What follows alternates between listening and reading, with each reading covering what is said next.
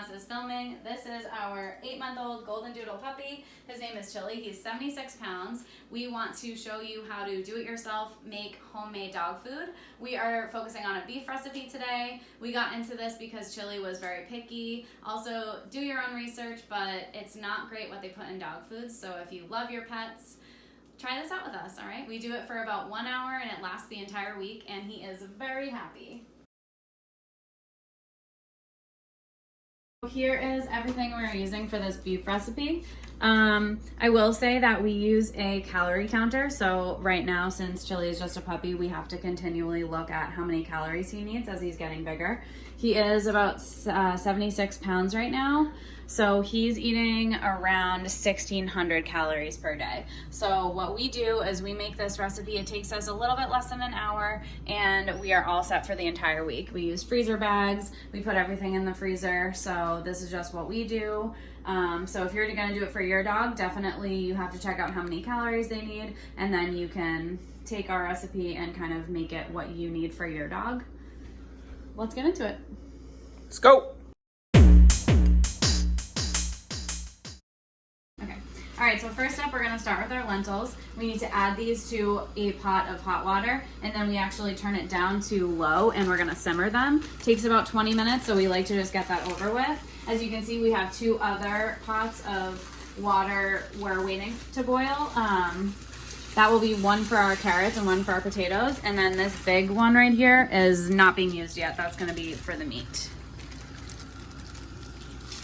Next up, we're going to peel our sweet potatoes and our carrots. As you can see, the lentils are on. We moved it down to low, and we're just going to slightly cover it, all right? Once you're done peeling the sweet potatoes and carrots, you don't need to cut them up into tiny little pieces. Honestly, just cut them up into a few pieces, and if you boil them for long enough, we'll be able to mash them. So I'm putting the last couple pieces of sweet potato. As you can see, they are really big pieces, but we're just gonna leave it there for about 25 to 30 minutes just until they're really soft, okay? Same here, we got the carrots up front, and again, we cut them about in half, so still big pieces. And right back there, we have our lentils still on simmer. All right, so as the vegetables are cutting, now we're getting ready to put the beef into this really big lobster pot. So we're using ground beef. In our recipe, we're actually using 13 pounds. So we have 2 packages of 5 pounds, 1 with 3. As I said earlier, make sure you are checking out what calories your dog needs, okay? So this is specifically for our dog. He loves beef.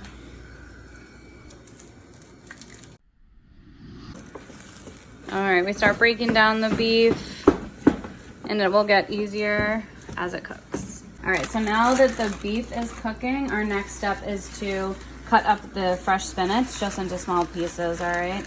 So we are using a pound.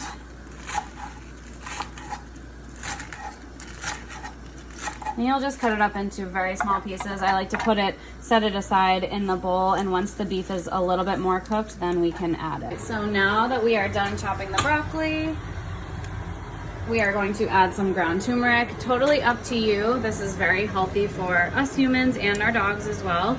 We are just going to add 1 tablespoon, all right? So we're gonna add that in to our beef. Now we are going to slowly add all of the chopped spinach.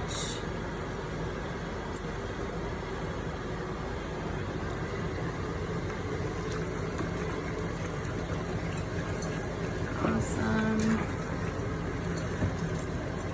Now we are mixing in the broccoli. Now if you notice, I only really cut the heads of the broccoli just so it's not too hard to chew. All right, and now let's mix all of that.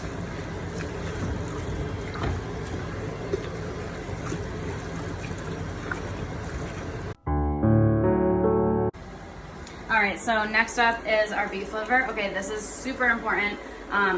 Organs are the best part of meat for our dogs. They have the most protein. This is very, very important. So we have just over a pound of beef liver.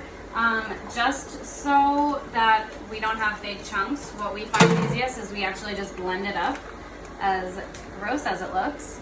We're gonna blend it up and then just add it right to the beef, and then it will cook along with all of that. We're just going to go add it to the rest of the meat, and it will blend in nice. There we go. And everything is looking really good. It looks like the vegetables are almost soft enough to mash, and the beef is looking good. All right, we're going to quickly drain the lentils, just so all of the flavor the dogs are really getting is mostly the beef. All right, we are now adding the drained lentils to our beef. Coming together. As you can see, carrots, sweet potatoes almost done. All right, so as you can see, the sweet potatoes are done. So we're going to drain them and then mash them so that we can add them right into the food. All right, so our sweet potatoes and our carrots are all mashed, so they are ready to be added. Somebody is excited for his food.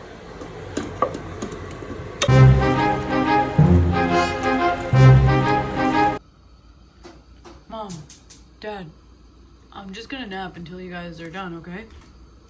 I'm getting hungry. All right, so we are almost done with our food. We have 3 last ingredients. This is safflower oil. This is a really good source of vegetable-based fat for the dogs. Also, this is salmon oil. You can find this on Amazon, and this is really, really good for their skin as well as their hair. Also, this is a seaweed calcium. This is a formula made for homemade pet food, okay? So it will tell you on it how much to add. It says 1 teaspoon to every 1.5 pounds, so I'm gonna add about 12 scoops of this.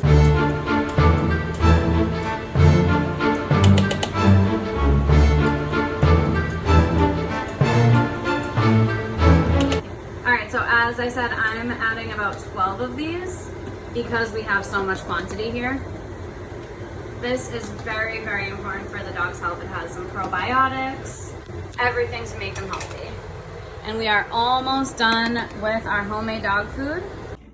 All right, guys, so as you can see, we are done with our homemade dog food. We did it.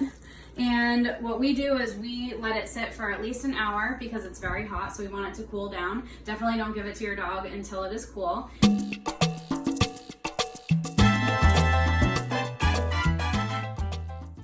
So here is our final product. We have some dog food in the bowl, cooling for him to eat. This is what it will look like in our freezer bags. We definitely recommend using 2 freezer bags when you're gonna put it in the freezer, just so you do not get any freezer burn on the food.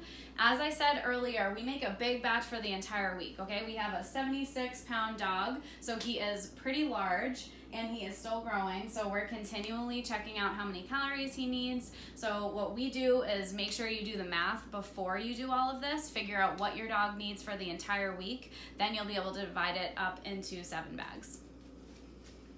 Hope you guys enjoyed our video. Thanks